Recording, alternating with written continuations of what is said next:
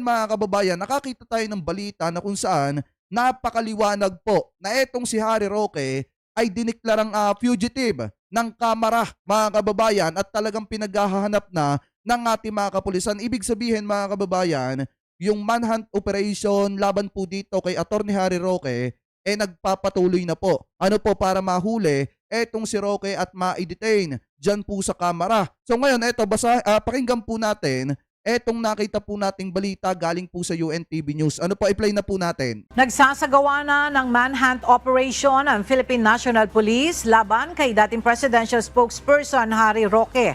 Ito ay matapos na ideklara ang fugitive o pugante ng House of Representatives dahil sa kabiguang magpakita sa pagdinig.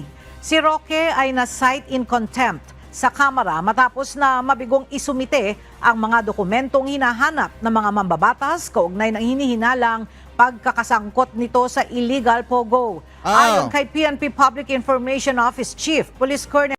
Eto maliwanag na sinasabi dito na nakadeklara na fugitive etong si Harry Roque at ang nagdeklara po niyan mga kababayan ay walang iba kung hindi po itong Kamara at yung manhunt operation po laban po dito kay Harry Roque ay nagpapatuloy na po ngayon. Ano po, na kung saan hinahanting na po siya, tinutugis na po siya ng ating mga kapulisan. Dahil nga kung matatandaan nyo kagabi mga kababayan, diba, saglip na harapin niya yung mga accusation laban sa kanya, mas pinili ni Attorney Harry Roque na magtago sa batas at wag isuko yung kanyang kalayaan mga kababayan, taliwas doon sa kanyang paliwanag nung una sa kanyang mga live stream na hindi siya natatakot na makulong ulit. Pero ngayon mga kababayan, yung ginagawa niya, taliwas na dun sa mga pinagsasasabi po niya nung una. Ano po, dahil mas pinili na po niya magtago kaysa harapin yung mga accusation laban po sa kanya. So ngayon, ipagpatuloy pa natin. Jean Fajardo, nagtungo na ang Criminal Investigation and Detection Group sa dalawang nakalistang address ni Attorney Roque, subalit bigo itong matagpuan.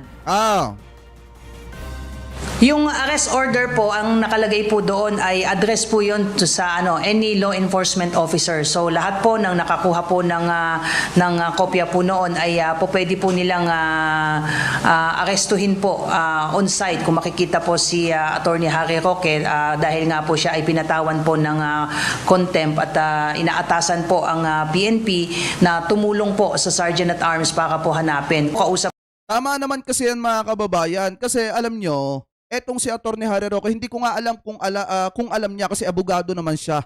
Mga kababayan, na yung kanyang pinaggagawa po talaga, talagang labag sa batas ng Kamara. Ano po, lalo na yung ginawa niya na pangangako na ibibigay niya yung mga dokumento and then yung ginawa niya na hindi pag-attend dito po sa Kamara ay nilabag niya yung rules ng Kamara, kaya po nahaharap siya sa ganyang klase ng problema. Mas nangibabaw sa kanya mga kababayan yung pagiging duwag niya na kung saan mas natakot siyang harapin yung mga accusation laban po sa kanya mga kababayan at mas pinili niya na magtago. So ngayon, yan yung kinahihinatnan. Sabi ko nga po sa inyo mga kababayan, etong nangyayari kay Harry Roque, malaki ang posibilidad na mapatulad ito kay Kibuloy na kung saan, di ba, nagyayabang-yabang nung una tapos ang ending, sa kamay din pala ng ating mga law enforcement babagsak etong si Kibulok mga kababayan. Ngayon, eto namang si Harry Roque, nagyayabang-yabang nung una, pero ang ending niyan mga kababayan, malaki din posibilidad na bumagsak din yan sa kamay ng ating mga law enforcement. Ano po ngayon, ipagpatuloy pa natin. Usap ko po yung director ng CIDG,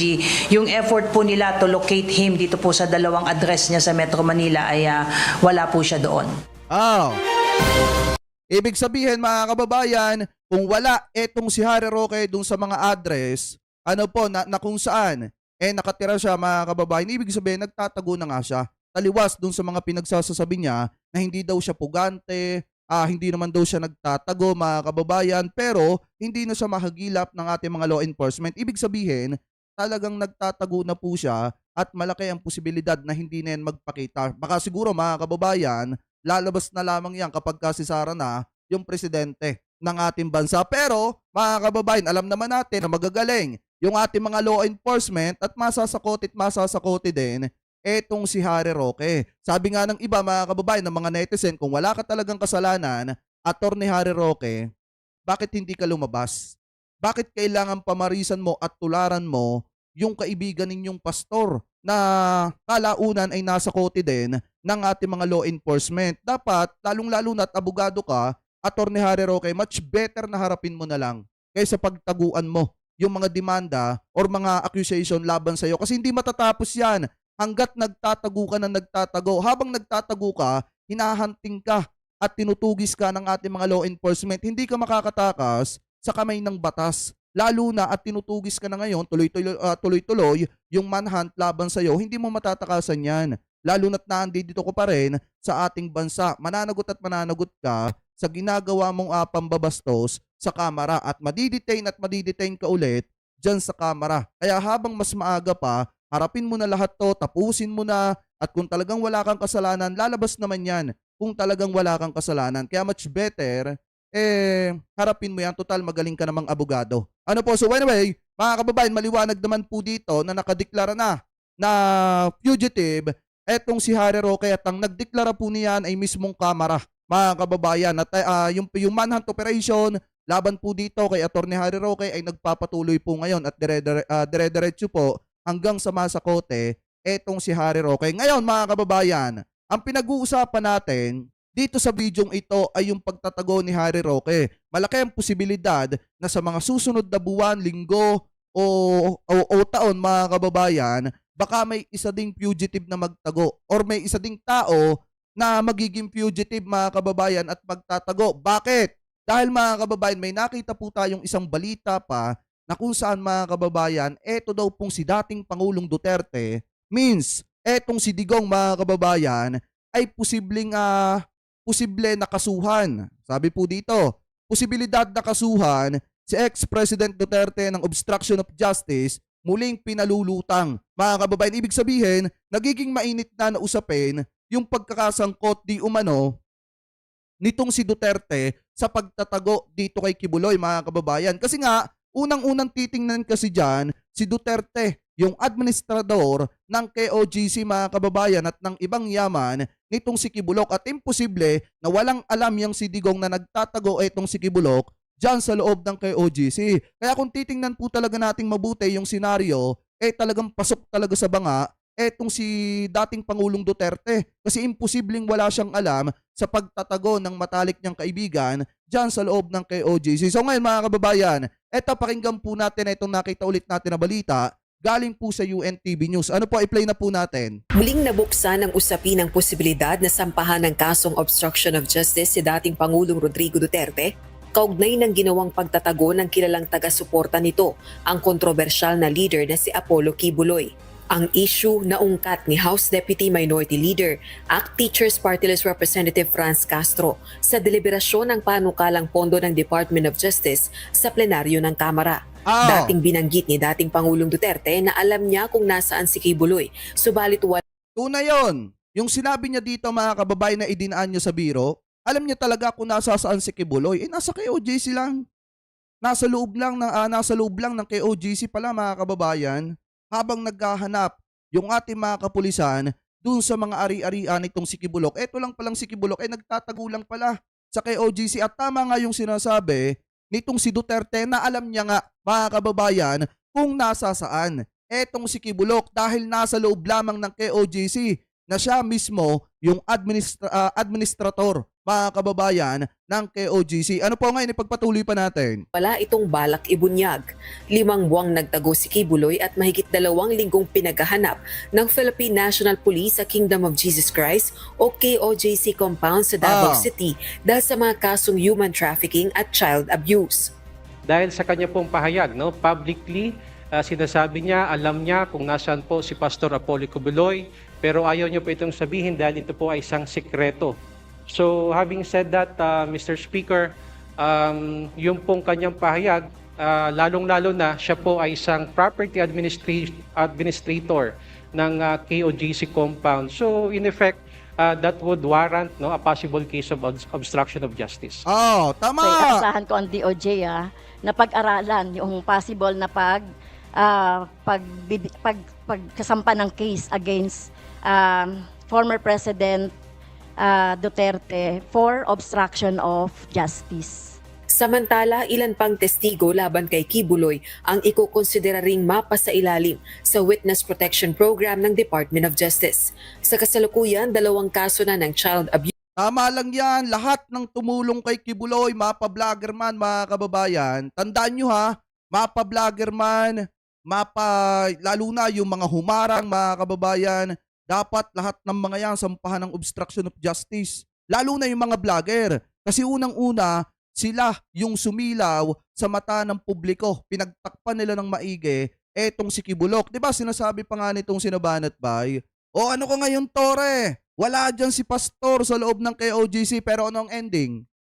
Si Kibuloy nahuli sa loob ng KOGC, mga kababayan. Kaya dapat talaga yung mga vlogger dyan, especially yung mga pumrotekta at nagkuble sa mata ng publiko, mga kababayan, dyan kay Kibulok at pinaniwala ang tao na wala si Kibulok sa loob ng KOGC at sinubukang iligaw ang ating mga kapulisan, dapat kasama po yan sa obstruction of justice, mga kababayan. Kasi unang-una nililigaw nila ang investigasyon ng ating mga kapulisan. Pinagbumumura nila ang ating mga kapulisan, kaya dapat po talaga yung mga yan ay maparusahan, mga kababayan. Ano po? Anyway, ipagpatuloy pa natin. Abuse at isang qualified human trafficking ang naisampa laban kay Kibuloy. With regard to the victims of Pastor Apollo Kibuloy, more than half of the victims are already in the witness protection programs and more will be considered under this program. Sa issue naman ng extradition sa Estados Unidos dahil sa mga kinakaharap ding kaso, kailangan munang harapin ni Kibuloy ang mga nakasampang kaso sa mga korte sa Pilipinas. With respect to the extradition issue, Mr. Speaker, distinguished colleague, we will finish first all the cases filed with the local courts of our country before we can proceed with the extradition. Kasi ang sinasabi nila, paano makakakuha ng hustisya dito kung may mga powerful figures that are backing him right now. Tama! So parang mas marami siyang, mas okay daw na kumuha ng hustisya doon sa kasi sa US kasi actually indicted na siya doon and talagang wanted siya. So yun yung inaalala ng mga tao. So Mr. Speaker, ibig sabihin dito muna, kaso muna dito ang haharapin niya, but he will also have to face later on the accountability doon sa cases sa US. Sa ngayon, wala pang official extradition request. Yun ang pinakamaganda, mga kababayan. Dapat nga mabilis yung pag-hearing dyan sa kaso nitong si Kibulok para maipadala na siya, maipa-elevation na siya, mga kababayan, doon sa Amerika at maharap niya yung mga demanda niya doon. Ano po, dahil kung titingnan po natin, pagka dito kasi yan, mga kababayan, tumagal ng tumagal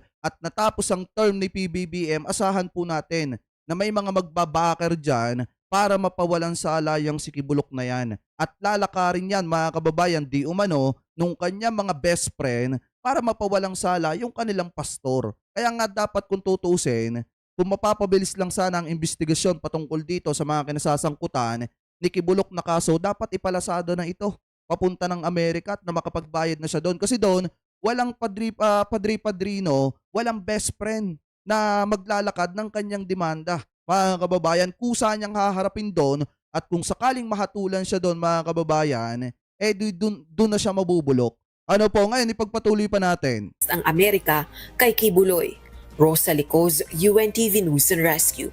Diyos ang aming sandigan, serbisyo publiko ang aming pinahahalagahan. So maliwanag dyan, mga kababayan, ha, na etong si Duterte ay tinitingnan na posibilidad na pasok sa obstruction of justice. Kasi nga pala, mga kababayan, kung matatandaan nyo, noong mga nakaraang buwan, di ba nagbitaw nga si Duterte ng salita na alam niya kung nasa saan etong si Kibulok, mga kababayan. Kaso nga lang, secret daw.